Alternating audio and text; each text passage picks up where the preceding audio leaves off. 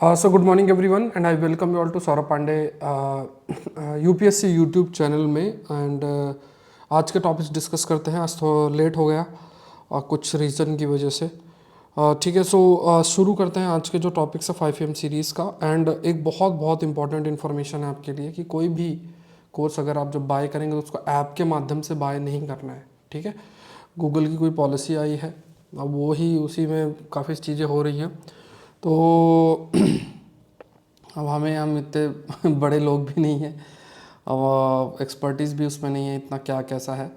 तो अब मैं भी आपको बताऊंगा, कोई भी जो भी आपको कोर्स बाय करना है, जो भी आप कोर्स खरीदेंगे वो आपको www.saurabpandeyupsc.com पे जाके करना है, ऐप से बाय नहीं करना है। ठीक है, और अब मैं अभी लास्ट में आपको लिंक दूंगा और उसमें अभी कुछ एक्स्ट्रा चीज़ें भी ऐड ऑन हो जाएंगी क्योंकि कुछ गूगल की पॉलिसी आई है ऐप से रिलेटेड, तो उसकी सारी जानकारी मैं आपको प्रोवाइड कर दूंगा। अभी उसी पे वर्क चल रहा है। ठीक है, बाकी अभी क्लासेस जो हैं उसमें आप लोग अपना टेस्ट देते रहना, चीज़ें आप करते रहना, लेकिन ध्यान रखना है कि जो भी कोर्स है वो वेबसाइट के माध्यम से ही आपको बाय करना है। ये मैं आपको बार बार कह रहा हूँ। ठीक है, consider the following statement about leprosy. Leprosy की बात करते हैं। Leprosy is also known as Hansen disease. इसे हैंसन डिजीज़ भी कहा जाता है। In a long-term infection by the virus Mycobacterium leprae or Mycobacterium lepromatosis, infection can lead to the damage of nerves, respiratory tract, skin या ice. तो correct आपको बताना है। तो यहाँ पे आपको याद रखना है कि ये जो है इस infection is not by virus, rather it is by the bacteria. It is by the bacteria. तो it is by the bacteria. तो यहाँ पे ये स्टेटमेंट आपका सही है, ये स्टेटमेंट आपका गलत है। तो आंसर जो होगा दैट इज़ ओनली ट्रू। ठीक है, ये ध्यान में रखना है कि ये जो लेप्रोसिक बीमारी है, दिस लेप्रोसी की जो बीमारी है, इसको हम we can say it is caused by the bacteria, it is not caused by the virus. ठीक है, ये बैक्टीरिया शब्द ही यूज्ड है तो आप इजीली कंक्लूड कर सकते हो। इसमें न्यूज़ भी देखोगे, ये न्यूज़ है आपकी। और दूसरी चीज़ ये है कि हमारे पास नेशनल लेप्रोसी रेडिएशन प्रोग्राम है। नेशनल लेप्रोसी इरेडिकेशन प्रोग्राम है और गवर्नमेंट जो है कोशिश कर रही है कि जो भी जो बीमारी है और उस बीमारी से बचने के लिए मल्टी बैसिलरी लेप्रोसी जो केसेस हैं उनको दवाइयाँ जो हैं वो दी जाएं। जैसे कुछ ऐसी दवाइयाँ हैं, जैसे मान लो क्लोफाजाइमिन करके आपकी दवाई, मतलब ऐसी जो कुछ दवाइयाँ हैं उन दवाइयों को दिया जाए जिससे कि जो भी इस बीमारी से ग्रसित हैं उनको राहत मिल सके। तो नेक्स्ट देखते हैं, जिब्राल्टर के ऊपर है। जिब्राल्टर के ऊपर ये भी न्यूज़ आपकी आई है, जिब्राल्टर से रिलेटेड है। तो यहाँ पे देखते हैं, it is a narrow strait that connect the Atlantic Ocean to the Mediterranean Sea. It separates Europe and Asia. And again I am saying कि आप कोई भी, जैसे अभी मेंटरशिप प्रोग्राम है या कोई भी कोर्स अगर आप टेस्ट सीरीज़ में 50% ऑफ है, तो कोई भी कोर्स अगर आप ज्वाइन करते हैं तो ऐप के माध्यम से नहीं करना है। ठीक है, ऐप के माध्यम से नहीं करना है। www.saurabpandeyupsc.com उसका मैं लिंक आपको दूंगा, लिंक मतलब दिया भी हुआ है वैसे, तो उसके माध्यम से ही आपको डायरेक्टली ज्वाइन करना लैपटॉप यूज़ करके। ठीक है, और लिंक नीचे दिया हुआ है, मतलब अभी स्क्रीनशॉट में शो कर दूंगा। ये आप बहुत प्लीज़ सीरियसली फॉलो करें इस चीज़ को, क्योंकि गूगल की कोई पॉलिसी आई है, वो मैं भी स्टडी कर रहा हूँ, तो उसी की वजह से आज सेशन भी हमारा लेट हो गया। बट सेशन नहीं छोड़ा क्योंकि वो बहुत टेंशन वाली पॉलिसी है। हम लोग तो इतना कोई हमारे पास सिस्टम भी नहीं है, लेकिन फिर भी तो ये थोड़ा सा ध्यान रखें कि जो भी आप करें वो वेबसाइट के माध्यम से ही बाय करना, ऐप के माध्यम से नहीं करना। कि बार बार मैं इस चीज़ को आपको हाईलाइट कर रहा हूँ। ठीक है, थोड़ा सा सुनना इस चीज़ को। वेबसाइट www.saurabpandeyupsc.com, नीचे लिंक डिस्क्रिप्शन बॉक्स में दिया हुआ है।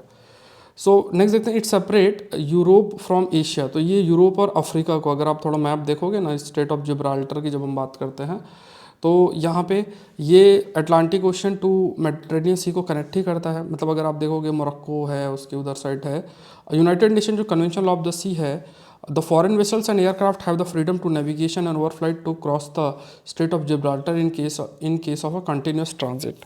तो अगर मान लो मूवमेंट करना है तो ये अलाउ किया गया है United Nation convention of the sea के माध्यम से, कि ईजिली जो है मूव किया जा सकता है। मतलब ऐसे रोकने, मतलब कोई अगर रीज़न स्पेसिफिक नहीं है तो ऐसा रोकना नहीं है। तो ये जो स्ट्रेट है ये कहाँ किस देश में के लिए बिलोंग करता है, तो टेरिटोरियल वाटर जो है मोरक्को का है। उसके बाद आपका स्पेन है, मोरक्को, स्पेन, और उसके बाद है ना, तो ये आपको याद रखना है। एंड कोई भी फॉरेन वेसल्स इसके ऊपर से पास जो है कर आपका ईजिली सकता है, ठीक है। तो ये ध्यान में रखना है। तो यहाँ पे पहला और तीसरा स्टेटमेंट है, दूसरा गलत है। तो अभी स्टेट ऑफ जिब्राल्टर है, ये थोड़ा सा, ये शायद थोड़ा सा चला गया यहाँ पे। तो ये न्यूज़ आया था, केमिकल टैंकर हिट, ये इस वजह से अभी जो भी डेवलपमेंट हो रहा है इस रीजन में उसकी वजह से ये टॉपिक न्यूज़ में है। नेक्स्ट देखते हैं, national advance surface to air missile consider the following statement. तो ये है, it provides air defence against aircraft, helicopter, cruise missiles and drones. It is developed by Kongsberg defence and aerospace Norway and Raytheon करके है। World का पहला network short medium range air defence system है that could integrate with other equipment and air defence system. Correct जो है वो आपको बताना है, ठीक है। तो यहाँ पे देखोगे ये न्यूज़ भी है आपके, ये Russia seize as NASAM French, ये न्यूज़ है, अगर आप रीड कर लो जो हेडलाइन आपकी आई है इसमें। तो यहाँ पे ये जो स्टेटमेंट है, जस्ट अ मिनट, यहाँ तो हमने चलो ये वाला कर लिया। यहाँ पे देखो, ये air defence against aircraft, helicopter और क्रूज मिसाइल्स है। क्रूज मिसाइल्स क्या होती है, जैसे BrahMos is a cruise missile, directly ऐसे हिट करती है, और इस टाइप से जो मूव करती है पैराबोलिक, उसको हम we use the term like, वो आपका क्रूज मिसाइल नहीं है, वो बेसिकली वी कैन से वो आपकी बैलिस्टिक मिसाइल होती है। जैसे अग्नि is a ballistic missile, BrahMos is a cruise missile. तो हेलीकॉप्टर, क्रूज मिसाइल, ड्रोन के अटैक से मतलब डिफेंस बचाया जा सकता है इससे। डेवलप्ड इसके द्वारा की गई है। उसके बाद world first network short and medium range defence system है, जो कि दूसरे इक्विपमेंट्स और एयर डिफेंस सिस्टम से इंटीग्रेट कर सकता है। तो यहाँ पे तीनों ही स्टेटमेंट्स इसमें आपके सही। अब देखो, जो बड़ी बड़ी कंपनीज़ हैं ये सब बनाती हैं, उनका तो यही है, जितना युद्ध हो उतनी अच्छी बात है, देश आपस में लड़े भिड़े, उनकी कमाई चलेगी, ये उनका एम भी रहता है, ठीक है। तो ये ध्यान में रखना। मैं बार बार रिपीट आपको कर रहा हूँ कि कोई भी कोर्स ऐप के माध्यम से बाय नहीं करना है, तो आप इसको थोड़ा सा सीरियस लें। सौरभ पांडे upsc.com पे जाके, और वहाँ पे कोर्स का लिंक दिया, उस पर क्लिक करना और आपको फिर इजीली आप बाय कर सकते हैं। तो इसको बहुत प्लीज़ कंसीडर करें इस चीज़ को, ठीक है। क्योंकि अब कुछ गूगल की पॉलिसी आई है, अब मैं भी उसको रीड कर रहा हूँ। I am also not that expert in that area. तो ऐप के माध्यम से अभी वो चीज़ें जो विजिबल हैं, कोई भी कोर्स बाय नहीं करना है, आपको वेबसाइट के माध्यम से करना है। Website already link description box में दिया हुआ है, उसको पिन कर दूंगा। चलो नेक्स्ट देखते हैं, consider following statement of faster adoption and manufacturing of electric vehicles fame 2 scheme है। अब ये स्कीम से रिलेटेड डाउन टू अर्थ में अगर आप देख लें, तो द मेन ऑब्जेक्टिव जो स्कीम है is to offer upfront incentive for the purchase of electric and hybrid vehicle and add more charging station. The deadline for the ongoing FAME two scheme is March 31, 2026 with budget outlay of ₹1,000 crore. The scheme had 4 focus area: technology development, demand creation, pilot project and changing infrastructure. तो fame scheme electric vehicle से context में है। तो इनमें the government reduce the fame 2 subsidy को जो है reduce भी किया गया है। जो सब्सिडी है on electric 2 vehicles registers on and after जो जून 2023 है जो रजिस्टर्ड है। अर्लियर जो इंसेंटिव था वो लगभग 40% तक का आपका इंसेंटिव था on the ex factory price पे है, उसको 15% कर दिया गया है। और क्योंकि जो डिमांड है इलेक्ट्रिक व्हीकल्स को भी काफ़ी अधिक आपका बढ़ रहा है। सो जो डेडलाइन है ऑन गोइंग फेम 2 स्कीम को March 31, 2024 है, ठीक है। 2024 इस स्कीम में काफ़ी सारी आप कह सकते हो कि मदद दी जाती, सब्सिडी एंड ऑल। तो उसका मतलब for the development of the electric vehicle, तो उसकी डेडलाइन आपकी 2024 है मार्च। तो ये तो गलत हो गया। मेन ऑब्जेक्टिव क्या है कि इंसेंटिव प्रोवाइड करना purchase of electric and hybrid vehicle. तो ये भी है, जो जिन्होंने खरीद लिया उनको फ़ायदा है, जो सोच रहे हैं बस अभी तो उनको नुकसान होगा। तो स्कीम के 4 एरियाज़ भी फोकस आपके किए गए हैं। तो यहाँ पे ध्यान रखना है कि फर्स्ट और थर्ड स्टेटमेंट सही है। नेक्स्ट देखते हैं, इंडियन ओशियन नेवल सिंपोजियम। तो ये PIB की न्यूज़ है, if you can see here, PIB से रिलेटेड न्यूज़ है।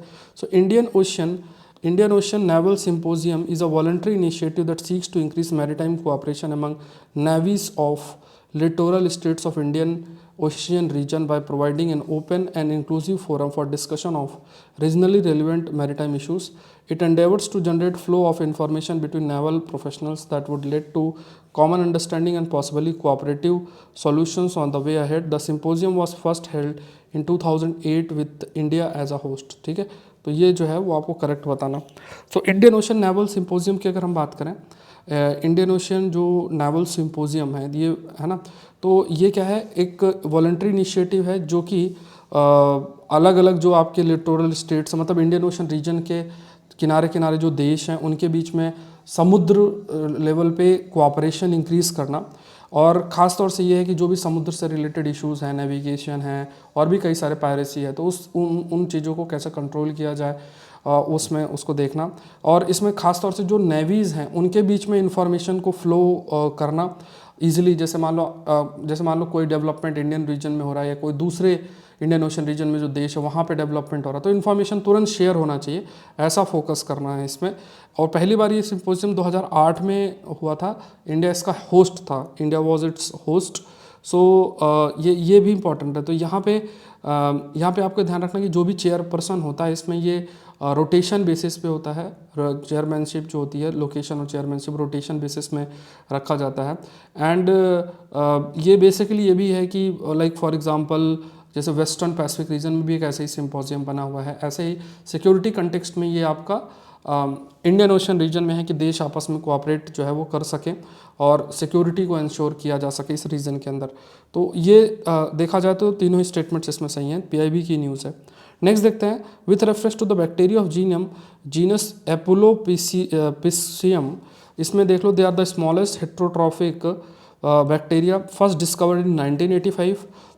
Euplopidium bacteria live symbiotically within the intestinal tract of surgeonfish in tropical marine coral reef environment such as Great Barrier Reef and in Red Sea. The highly folded membrane that run along the outer edge of the Euplopidium viviparous provides important space for the energy producing and transporting proteins. Correct जो है वो आपको बताना। तो यहाँ पे क्या है, ये स्मॉलेस्ट नहीं है, लार्जेस्ट नोन बैक्टीरिया है, ये ध्यान रखना है। तो ये न्यूज़ भी अगर आप देखोगे तो ये न्यूज़ भी देखो, साइंस न्यूज़ के अंदर है, researcher sequence genome of giant symbiotic bacteria. Symbiotic मतलब किसी दूसरे के साथ ये एक म्यूचुअल रिलेशनशिप में रहता है। तो ये लार्जेस्ट नोन हेट्रोट्रॉपिक बैक्टीरिया है। लाइक आप कह सकते हैं कि मतलब नॉर्मल बैक्टीरिया से बहुत, मतलब इवन जैसे इकोलाई बैक्टीरिया एक होता है उससे हमारा मिलियन टाइम्स से बड़ा है। एंड इसमें इसकी जो मेम्ब्रेन होता है, जो ऊपरी सतह है वो फोल्डेड टाइप होती है, ठीक है। इसका जैसे मेम्ब्रेन इस टाइप से फोल्डेड टाइप, ऊपरी जो सतह है फोल्डेड टाइप रहती है, और ये important space for energy producing and transporting protein. तो ये काफ़ी ज़्यादा सिमिलैरिटी, जैसे मान लो आपने देखा होगा ना सेल के अंदर माइटोकॉन्ड्रिया होता है, वो भी इसी तरीके का स्ट्रक्चर होता है। तो उसका इसका बैक्टीरिया का स्ट्रक्चर कुछ उसी तरीके से आपका रहता है। तो ये पहली बार 1985 के अंदर डिस्कवर किया गया था। एंड ये जो एक इंटेस्टाइन है, सर्जन फिश करके है, उसके अंदर ये प्रेजेंट रहता है। उसके साथ सिम्बायोटिक रिलेशन है। जो ये फ़िश है ये कोरल रीफ्स होते हैं जो समुद्र के अंदर है, उसमें ये फ़िश रहती है, उनके में ये बैक्टीरिया भी प्रेजेंट आपका रहता है। जैसे Great Barrier Reef in the Red Sea region में ये फ़िश प्रेजेंट है, और उनमें ये भी आपका बैक्टीरिया मतलब ये फ़िश प्रेजेंट है, और उस फिश के इंटेस्टाइन में बैक्टीरिया प्रेजेंट आपका रहता है। So folded member run along the outer edge of Epulopiscium viviparous provides important space. मतलब ये जो फोल्डेड मेम्बर है ना, इसके माध्यम से जो भी प्रोटीन का मूवमेंट है या एनर्जी प्रोडक्शन है, ये इसी फोल्डेड मेम्ब्रेन का एक इंपॉर्टेंट रोल रहता है। तो यहाँ पे सेकंड और थर्ड स्टेटमेंट आपके सही है। कमेंट सेक्शन में एक बार बता देना विजिबल है कि नहीं, कंटेंट आपको विजिबल है कि नहीं, कोई दिक्कत तो नहीं हो रही है। और बार बार मैं इस चीज़ को रिपीट आपको कर रहा हूँ कि जो भी कोर्स आप बाय करें उसे ऐप के माध्यम से नहीं करना है, www.saurabpandeyupsc.com वेबसाइट से करना है। डिस्क्रिप्शन बॉक्स में लिंक दिया है, ये मेरी आप सभी से आग्रह है, क्योंकि गूगल की कोई पॉलिसी है, ये मेरे लिए भी एक मैटर ऑफ कंसर्न है, क्योंकि किस टाइप से, मतलब पॉलिसी इन द सेंस कि वो कुछ पता नहीं क्या बहुत ज़्यादा कुछ चार्ज वोर्ज कर रहे हैं, क्या कुछ सिस्टम है उनका। तो है ना, केस चल रहा है इंडियन गवर्नमेंट, हमें नहीं पता था कि हम like we are very small, मतलब हमारा तो कोई है नहीं, बड़े बड़े एडटेक कंपनीज़ हैं, बट आई डोंट नो क्या रीज़न है। बट अभी जब तक थोड़ा समझ में आए, क्योंकि मेल आया है वहाँ से गूगल से, तो जब तक कुछ समझ में आए तब तक आपसे थोड़ा सा ये है कि आप जो भी चीज़ें बाय करें वो आप ऐप के माध्यम से आप पूरी क्लासेस अटेंड करें, सब कुछ है, बट जो बाइंग आपको करना है वो आप वेबसाइट के माध्यम से करें, ठीक है। तो वेबसाइट ऑलरेडी क्रिएटेड है, तो saurabpandeyupsc.com। चलो, consider the following about good governance day. Good governance day is observed on December 25. The day is marked on former Prime Minister Rajiv Gandhi birth anniversary. The day serves as a platform to educate citizens about responsibilities and the duties of the government and aims to bridge the gap between citizens and the government, encouraging active participation from both parties. तो correct जो है वो आपको बताना है, ठीक है sir. यहाँ पे याद रखना है कि ये जो डे है it is marked on former prime minister, मतलब अटल बिहारी वाजपेयी. तो कॉमन सा है, तो फर्स्ट और थर्ड स्टेटमेंट इसमें सही है, तो दो स्टेटमेंट इसमें सही है, ठीक है. तो ये अगर आप देखो किसी भी देखोगे तो सब में आया था गुड गवर्नेंस डे. डिसइन्वेस्टमेंट का देख लेते हैं. डिसइन्वेस्टमेंट में it is when government or organisation sell or liquidate asset or subsidiary.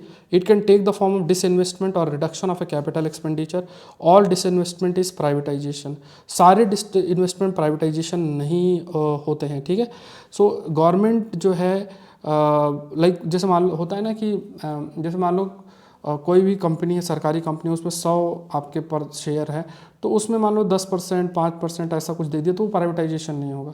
मान लो पूरी की पूरी 51% दे दिया किसी को, तो वो प्राइवेटाइजेशन हो गया, मतलब फिर पूरा कंट्रोल आपने प्राइवेट सेक्टर को दे दिया, तो दैट विल बी प्राइवेटाइजेशन, ठीक है. So government whenever is desire में सेल होल एंटरप्राइज और majority state to the private investor. तो ये प्राइवेटाइजेशन कहलाएगा. जैसे मान लो पूरा ही दे दिया तो वो प्राइवेटाइजेशन होगा, लेकिन मान लो कुछ परसेंटेज दे दिया कि हमें फंडिंग हो जाए या थोड़ा मैनेजरियल एक्सपर्टीज़ प्राइवेट सेक्टर का हम इस्तेमाल कर लें, तो वो प्राइवेटाइजेशन नहीं होगा. तो सारे डिसइन्वेस्टमेंट जो है प्राइवेटाइजेशन नहीं होते हैं. और डिसइन्वेस्टमेंट का मतलब जैसे जो PSUs हैं उसके जो शेयर्स होते हैं उनको बेचना, वो डिसइन्वेस्टमेंट एक तरीके से होता है. उससे जो पैसा जनरेट होता है उसको यूज़ करना बहुत सारी स्कीम्स और सरकार अपने रेवेन्यू को इंक्रीज़ करने के लिए यूज़ करती है, ठीक है. तो यहाँ पे फर्स्ट और सेकंड स्टेटमेंट जो है वो सही है. ये इकोनॉमिक टाइम्स की न्यूज़ है. तो यहाँ पे आप देखो, ये सौरभ पांडे UPSC.com ये वेबसाइट है, अगर आपको दिख रही हो. इसमें ही मेंटरशिप प्रोग्राम आप चलना, ठीक है. इसमें ही एग्रीकल्चर ऑप्शनल है, इसमें ही एडवांस करंट अफेयर्स की प्रीलिम्स टेस्ट सीरीज़ है. 50% इसमें ऑफ है, ठीक है. आकलन सीरीज़ भी है, 50% आपका ऑफ है आकलन इसमें. अभी मैं इसमें भी कई सारे, अगर जो लोग वेबसाइट से करेंगे तो उनको काफ़ी सारे बेनिफिट्स होंगे. तो सौरभ पांडे UPSC ये वेबसाइट पर जाके ही आपको बाय करना है, ठीक है. ये आपको ध्यान में रखना. क्लासेस और सारी चीज़ें ऐप के माध्यम से आप कर लेना अगर आप ऐप से कर रहे हो. वैसे सौरभ पांडे UPSC.com वेब करके भी एक लिंक है जिससे आप वेब एक्सेस भी कर सकते हो, वो मैं आपको बता दूँगा. तो मेंटरशिप प्रोग्राम है, इसको मिस नहीं करना, मैंने बार बार आपको कहा है. इस मेंटरशिप प्रोग्राम के अंदर जैसे जो लोग भी जुड़ेंगे तो पहली चीज़ तो आपको मेल करना है, सारी ये इन्फॉर्मेशन आपको प्रोवाइड करनी है सौरभ पांडे 456321@gmail.com पे.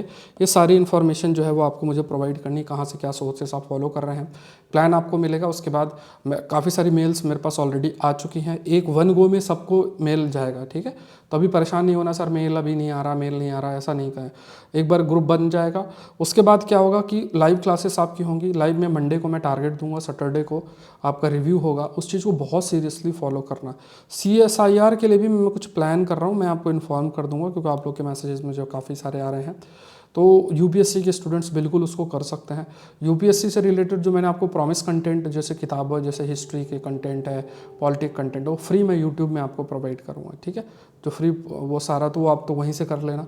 और फरवरी में शायद ये CSR वाला भी परीक्षा है आप लोग की, तो अगर आप में से कोई दे रहा हो, अगर आप UPSC टारगेट कर रहे हैं तो ठीक है, लेकिन कर दे सकते हो, मतलब UPSC की तैयारी कर रहे हो तो या ईजिली कर देख सकते हो.